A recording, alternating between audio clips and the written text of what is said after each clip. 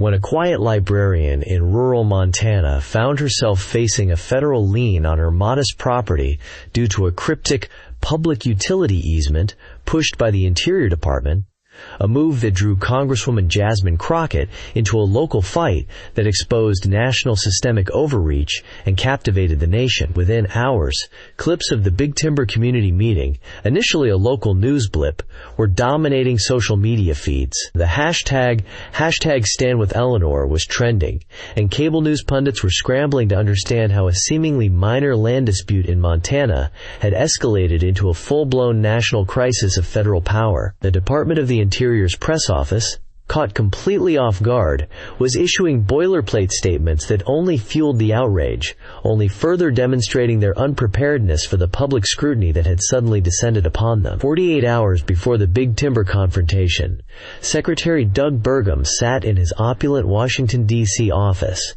a panoramic view of the Potomac River stretching beyond his windows.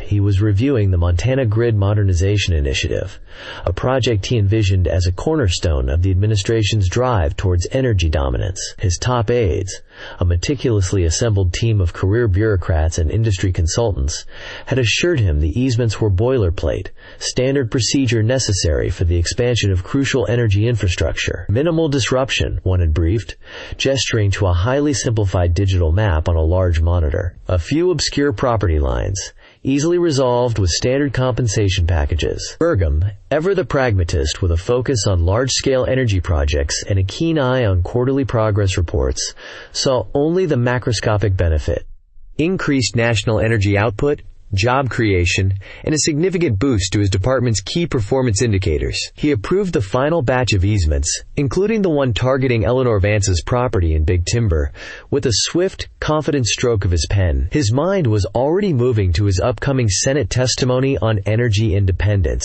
where he planned to trumpet these very initiatives. He viewed these local land issues as minor, almost negligible bureaucratic hurdles, easily overcome by the greater imperative of national energy security.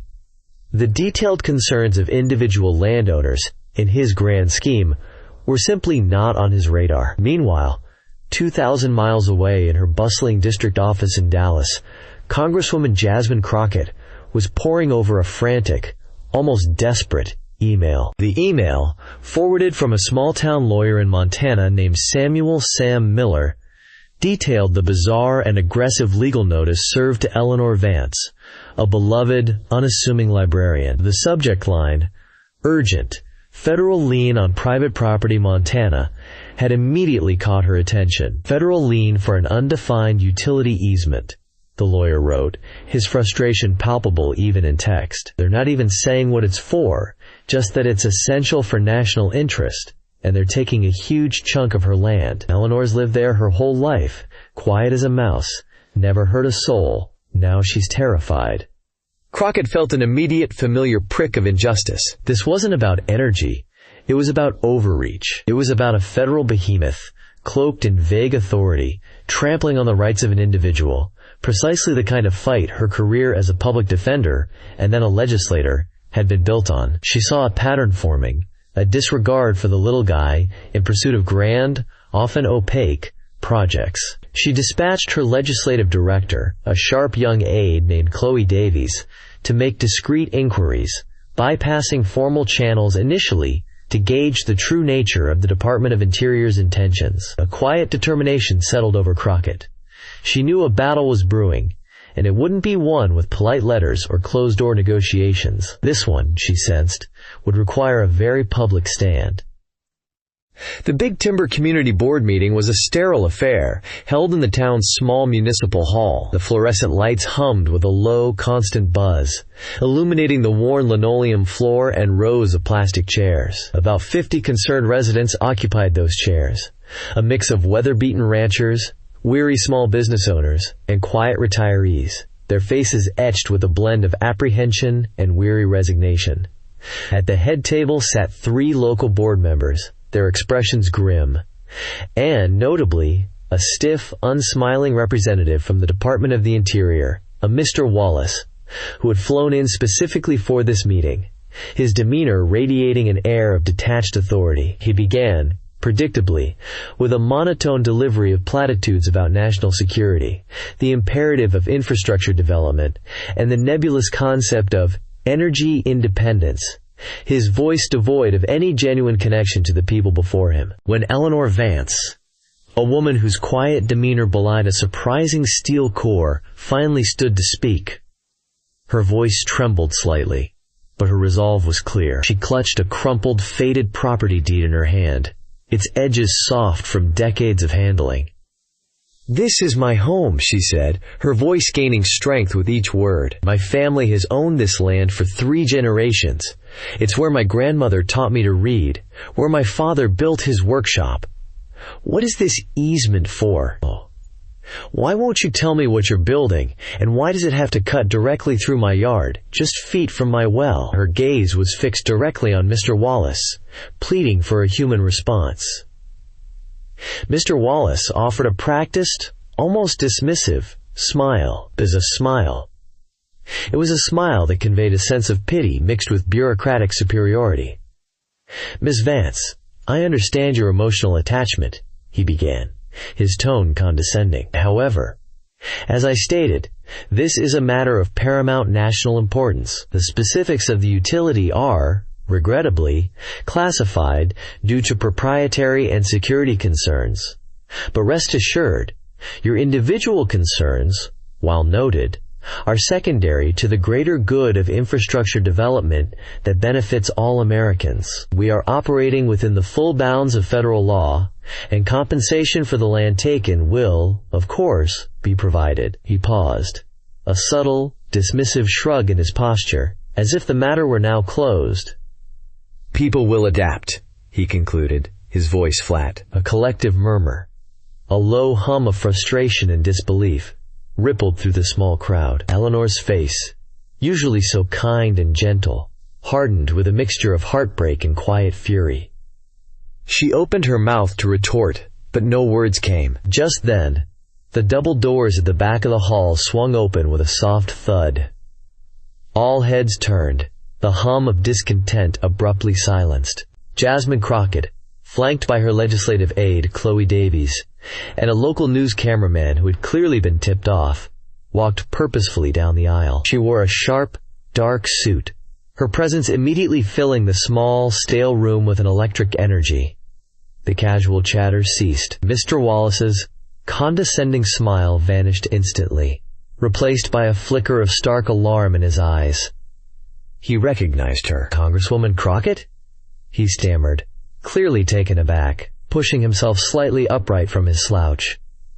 I wasn't aware you would be joining us today. This is merely a local community discussion." Crockett ignored him, her gaze fixed on Eleanor Vance. She walked directly to the librarian, placing a reassuring, firm hand on her shoulder. "Ms. Vance, I heard you needed an advocate who understands the difference between national interest and federal bullying," she said, her voice clear and strong, cutting through the lingering tension. She then turned her sharp gaze to Mr. Wallace, her eyes narrowed. "Mr. Wallace, I believe you just stated, quite unequivocally, that Ms. Vance's individual concerns are secondary to the greater good of infrastructure development. Is that an accurate summation of your department's position?" Wallace, now visibly flustered, cleared his throat, adjusting his tie. "Well, Congresswoman, context of critical national projects, there are sometimes unavoidable localized impacts, and the Department of the Interior must prioritize the broader. Yes or no, Mr. Wallace?"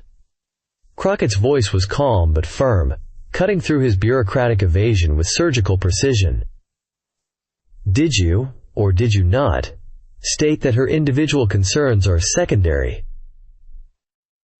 "Yes," he conceded, reluctantly, his face beginning to redden. "And you also casually remarked that people will adapt, implying that losing one's generational property, disrupting a quiet life, uprooting an entire family's history, is merely something to adapt to, a minor inconvenience in your grand plans?" Crockett pressed, her tone gaining an edge of controlled indignation. Wallace mumbled an inaudible response, looking frantically to the local board members, who simply stared back blankly. Crockett didn't wait for him. From Chloe she took a tablet, its screen already illuminated, and seamlessly connected it to the small projector at the front of the hall. A detailed digital document, rife with official government letterheads and specific dates, sprang to life on the screen behind Mr. Wallace. "I have here," she announced, her voice resonating through the hall, now amplified by the meeting's small, crackling sound system. "An internal memo from the Department of the Interior, dated 3 weeks ago, specifically outlining aggressive land acquisition targets under the guise of this Montana Grid Modernization Initiative. It explicitly lists Ms. Vance's property, not for some secret, classified public utility, but as a potential land bridge for a commercial pipeline expansion that has been stalled for months due to local environmental regulations and community opposition." A collective gasp went through the room, louder this time. The residents shifted in their seats, exchanging shocked whispers. Wallace's face went from pale to an alarming shade of crimson. "That document is classified," he blurted out, pointing frantically at the screen. "That information is restricted." "Classified from whom, Mr. Wallace?" Crockett retorted, her eyes locking onto his, unwavering. "From the American people whose land you're trying to seize? From the local communities you're trying to steamroll? This isn't about greater good. This isn't about some nebulous national security interest. This is about circumventing due process, bypassing legitimate environmental reviews, and enriching private energy interests at the direct expense of ordinary, hard-working citizens like Ms. Vance. This so-called public utility easement is a fabrication, a thinly veiled attempt to push through a private pipeline without proper oversight or public accountability." She then turned, her body language directly addressing the local news camera that was now whirring loudly. "Secretary Burgum," she addressed the lens, her voice now a powerful clarion call.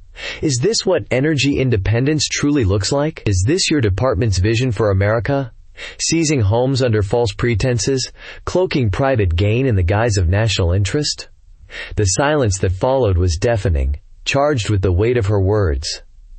The local board members, once grim, now looked horrified. Eleanor Vance, standing beside Crockett, held her head high, a newfound strength in her posture, her eyes brimming not with tears of despair, but with a fierce, quiet gratitude. The room, once a forum for bureaucratic pronouncements, had been transformed into a battlefield for justice, and Congresswoman Crockett had just delivered the winning blow. Jasmine Crockett's mic drop moment at the Big Timber meeting was immediate and seismic. The local news footage, particularly the unflinching close-up of Mr. Wallace's panicked face as Crockett unveiled the internal memo, went viral within minutes. Hashtag Crockett exposed Mondoy and hashtag LandGrabMontana exploded across every social media platform, dominating trending topics and spawning countless memes and impassioned video analyses. News anchors, initially dismissing the small Montana story, were now forced to pivot, dedicating segments to the burgeoning scandal. The Department of the Interior's initial attempts to dismiss the memo as misinterpreted or preliminary information were drowned out by the sheer volume of public outrage and the undeniable specificity of Crockett's evidence. Secretary Burgum, caught completely off guard in Washington, D.C., issued a terse, carefully worded statement promising a full review of the easement process and reaffirming his commitment to private property rights. But the damage to his department's credibility was already profound. For Crockett, the public victory was exhilarating, a potent rush of vindication, but it was immediately followed by the draining reality of the high-stakes political fight she had just ignited. Her phone buzzed relentlessly with media requests from every major network, calls from curious and sometimes wary colleagues on Capitol Hill, some offering effusive congratulations, others cautious of the political fallout. The positive messages were quickly overshadowed by the darker side of public confrontation. Threats, both veiled and overtly hostile, began to trickle in via email and social media, echoing the raw, often venomous underbelly of online discourse. "You're a communist, trying to stop American progress," one read. Another, more chillingly, stated, "Stay out of Montana or you'll regret it." That night, Back in her temporary, sparsely furnished Montana lodging, a small, generic hotel room with a single desk and a flickering television, the adrenaline crash hit hard. The exhaustion settled deep in her bones, a weariness that went beyond physical fatigue. She ordered room service she barely touched, the weight of the day pressing down on her. Later she called her mother, her voice hoarse, not just from speaking but from the emotional strain. "Mom, it was a complete mess, but we stood our ground. People saw it. The entire country saw it. But—" She trailed off, the weariness evident, a sigh escaping her lips. "The hate mail is already starting. They're calling me every name in the book." Her mother, ever the pragmatist, a woman who had seen her daughter through countless legal battles and political skirmishes, listened patiently. "Jasmine, you did what was right. That's all that matters. You fought for that woman, and you exposed what needed exposing. But you need to rest. They'll come at you harder now. You opened a wound they wanted to keep hidden, and they won't forget it." The worry in her mother's voice was palpable, a constant, underlying thrum beneath the surface of her calm demeanor, a silent reminder of the personal toll every public battle extracted, not just from Jasmine, but from those who loved her. The security team had already advised increased precautions, a stark reminder that what had been a legal principle in a meeting room had become a very real, very personal threat. 2 weeks after the Big Timber meeting, as the national debate over federal land use raged and the Department of the Interior scrambled to contain the public relations disaster, an unexpected voice emerged from the unlikeliest of corners. Senator Malcolm Brandt, RWY, a staunch conservative known for his unwavering pro-business stance and his often vocal opposition to what he termed federal overreach in land management, issued a surprising public statement. His press release, disseminated widely and picked up by major news networks, sent ripples through Washington. "While I often disagree with Congresswoman Crockett on policy matters, sometimes quite vehemently," his statement read, delivered in his gravelly, no-nonsense tone on cable news, "the evidence presented regarding the Interior Department's actions in Montana is deeply troubling. The sanctity of private property rights is a bedrock principle upon which this nation was founded, and any attempt by the federal government to circumvent due process, regardless of the stated aim, must be thoroughly investigated. This isn't a partisan issue. It's an American one. It strikes at the very heart of individual liberty." Brandt's statement, carried by every major news outlet and amplified by conservative talk radio, significantly shifted the narrative. His bipartisan endorsement, a prominent Republican backing a progressive Democrat, gave the hashtag #StandWithCarolynor movement crucial political legitimacy. It forced many hesitant Republicans, who had initially dismissed Crockett's actions as partisan grandstanding, to acknowledge the core issue of property rights, rather than simply writing it off as a Democratic attack on the administration's energy policy.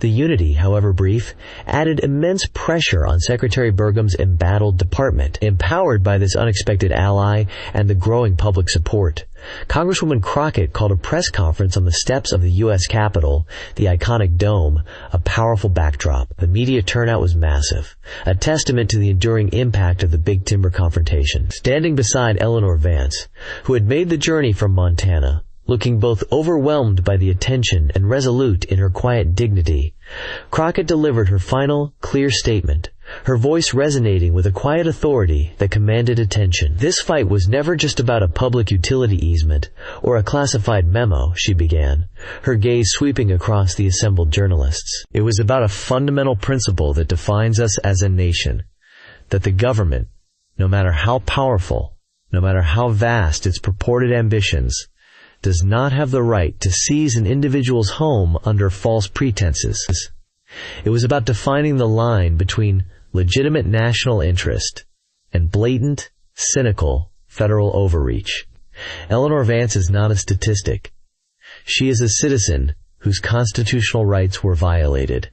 Our fight is her fight, and it is the fight for every American who believes their home is their castle, their livelihood their own, safe from the arbitrary whims of an unchecked bureaucracy." Her words, deliberate and impactful, encapsulated the essence of the battle, transforming a local grievance into a powerful declaration for individual liberty. 1 month later, the legal battle for Eleanor Vance's property continued, but the tide had turned decisively. The initial federal lien had been temporarily lifted by a federal judge, citing insufficient justification and procedural irregularities in the Department of the Interior's filings. Secretary Burgum's department was now facing intense scrutiny from multiple congressional committees, including bipartisan inquiries launched by Senator Brandt's office. The Montana Grid Modernization Project, initially championed by Secretary Burgum, was now under a complete federal review, its aggressive land acquisition tactics exposed and largely halted. Eleanor Vance,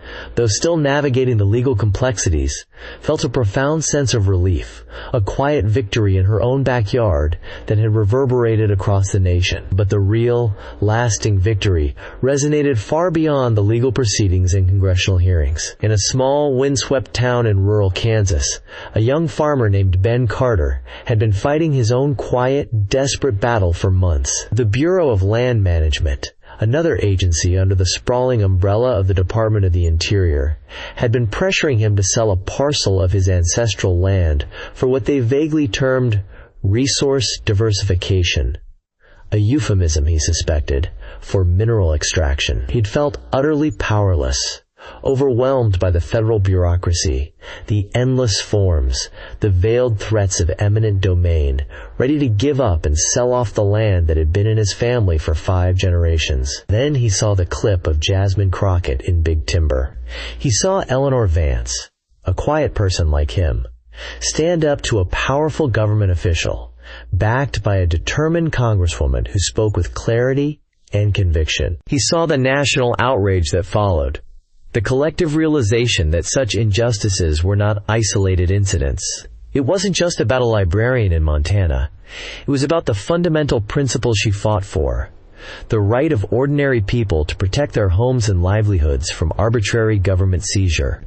Inspired by Crockett's courage, Ben had printed out her press conference statement, the bold words resonating deeply with his own struggle. He taped it to the dashboard of his weathered tractor, a constant reminder of the fight. More importantly, he found a pro bono environmental law group he'd previously been too intimidated to contact, convinced his case was too small, too localized, to matter. He sent them a detailed, carefully documented account of his own situation, citing Crockett's arguments about false pretenses and due process, emboldened by her public stand. He wasn't a politician or a lawyer, just an ordinary American farmer.